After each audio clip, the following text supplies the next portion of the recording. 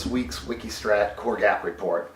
We focus first on Tunisia, describing the events there last week, not so much in terms of a political event, but really in terms of an economic revolution. Then we look at the triptych of bad signs on the global economy, bad things happening across the old core west, the new core east and south, and rising food prices across the gap. And we ask, are we headed for that terrifying double dip with regard to the global financial crisis dating back to 2008? And then with the new estimates on Iran's nuclear capability pushing that issue back to the back burner, we look at Lebanon and realize that it's regained headlines across the region because of the collapse of its government at the hands of Hezbollah. Likewise, with President Hu Jintao visiting Washington, we're looking at the growing backlash across globalization's old core, to China's catch-up at all-cost development strategy, and where we think that's going to head. And finally, we examine how the relatively peaceful secessionist vote in South Sudan sets an interesting and rather profound African precedent for amicable Muslim-Christian divorce. Looking at the global implications of the events in Tunisia last week, we like to emphasize not so much along the veins of the so-called Jasmine Revolution moniker that Twitter has bestowed on the events, because we really don't think this compares well to the color revolutions in the former Soviet Union about a decade ago. Not so much about politics, much more about economics. President Ben Ali lost his job simply because he couldn't provide enough jobs.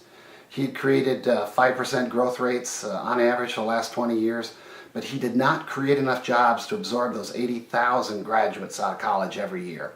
We thought it was highly telling that on his way out the door, Ben Ali promised to create 300,000 jobs overnight, basically to save his job, and it didn't work.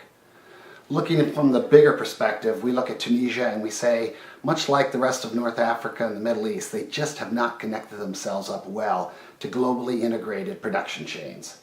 And that's where we see China and India and other major integrators right now really preferring to move into sub-Saharan Africa, preferring that to the unsettled quarters of North Africa and the Middle East. And that's a real problem for the Arab world going forward.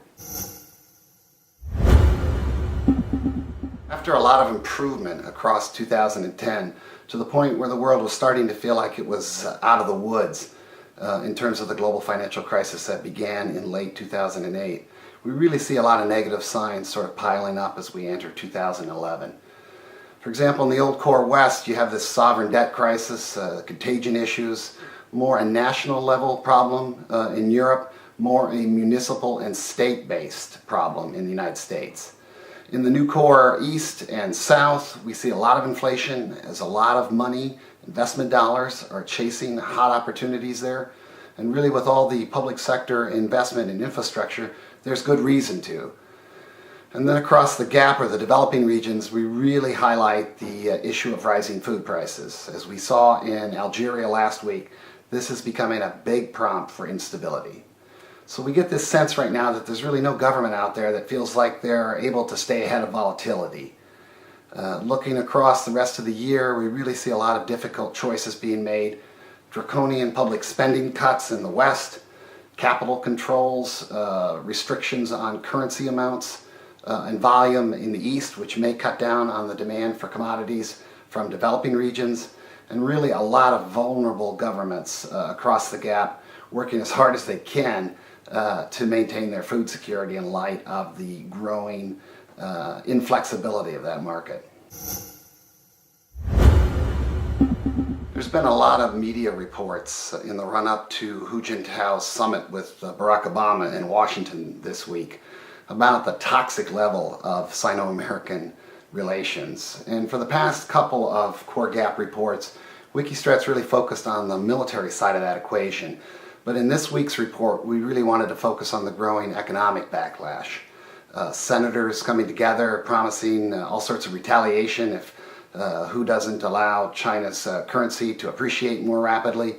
And then one story we really thought was fascinating, Japan, in the form of Toyota, basically making the decision to go very vigorously in the direction of creating an electric car motor that doesn't need rare earth metals. You may know from recent reports that China dominates current global production of rare earths, and during that recent dust-up between China and Japan over sovereignty issues in the South China Sea, we saw the Chinese basically threaten to cut off Japan's supply. And lo and behold, to no one's surprise, here's Toyota coming along and basically sort of planning for a global electric car market or production industry without China, if that's necessary. And we think you're going to see more of that kind of pushback from the old core West and industrialized Asia in the coming months and years. You know, if we've spoken in the past about unhappy China or a China that can say no, we think that you're really going to see the West increasingly say no, and with more vigor. Finally, on the issue of the successful vote for succession in South Sudan last week, presumably that's the outcome. All indications are low violence occurred in terms of the vote. There was a great turnout, very high in terms of the registered voters, and pretty much assured that we're looking at a new nation in South Sudan coming about probably sometime this summer. Definitely lots of heavy lifting ahead, and Wikistrat's very interested in watching how Sino-American cooperation on this particular issue unfolds, because we think it can be an interesting template for dealing with other African countries and situations in the years and decades ahead. But the larger thing we like to point out in this week's CoreGap report was really, you know, this is basically an amicable divorce between two different civilizations. You know, the north of Africa, predominantly Muslim, the lower two-thirds a mix of Christian and animist. And you really are looking at about 12.5 countries where that divide between the Muslim north and the Christian south really cuts through existing colonial era creations.